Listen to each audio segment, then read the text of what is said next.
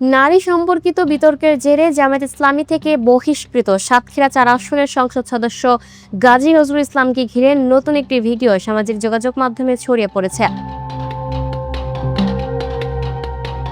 Video প্রকাশের পর তাকে নিয়ে রাজনৈতিক ও সামাজিক অঙ্গনে আলোচনা আরও তীব্র হয়েছে।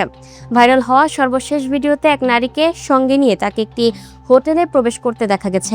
পরে হোটেলের লবি, করিডর, লিফট ও সিঁড়ি ঘরে ওই নারীর সঙ্গে তাকে ঘনিষ্ঠ অবস্থায় দেখা যায় বলে ভিডিওতে দাবি করা হচ্ছে। ভিডিওটির সত্যতা বা প্রেক্ষাপট স্বাধীনভাবে যাচাই করা সম্ভব হয়নি।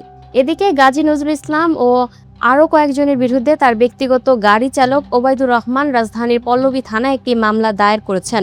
মামলা আমিনুর রহমানকে গ্রেফতার করে আদালতের মাধ্যমে কারাগারে পাঠানো হয়েছে। অন্য আসামিদের মধ্যে রয়েছেন মাসুম বিল্লাহ, মোতাসিম বিল্লাহ ও রাকিবুল হাসান। অন্যদিকে সাতক্ষীরার শ্যামনগরে সর্বস্তরের ওলামায়ে কেরাম ও তৌহিদি জনতার ব্যানারে মানববন্ধন ও বিক্ষোভ কর্মসূচি অনুষ্ঠিত হয়। সেখানে বক্তারা গাজী নজরুল ইসলামের সংসদ সদস্য পদ থেকে পদত্যাগের দাবি জানান। গাড়ি চালক ওবায়দুর রহমান গণমাধ্যমে দেওয়া বক্তব্যে বিভিন্ন আর্থিক সুবিধা ও চাকরির আশ্বাস দিয়ে একটি সম্পর্ক গোপন রাখার চেষ্টা করা হয়েছিল বলে অভিযোগ করেন।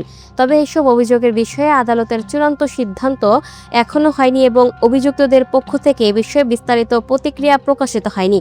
এই ঘটনায় নতুন ভিডিও, মামলা ও বিভিন্ন অভিযোগকে ঘিরে রাজনৈতিক ও সামাজিক পরিসরে আলোচনা অব্যাহত রয়েছে।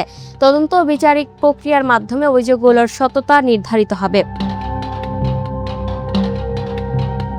Lucky Akter, up to date news, Dhaka.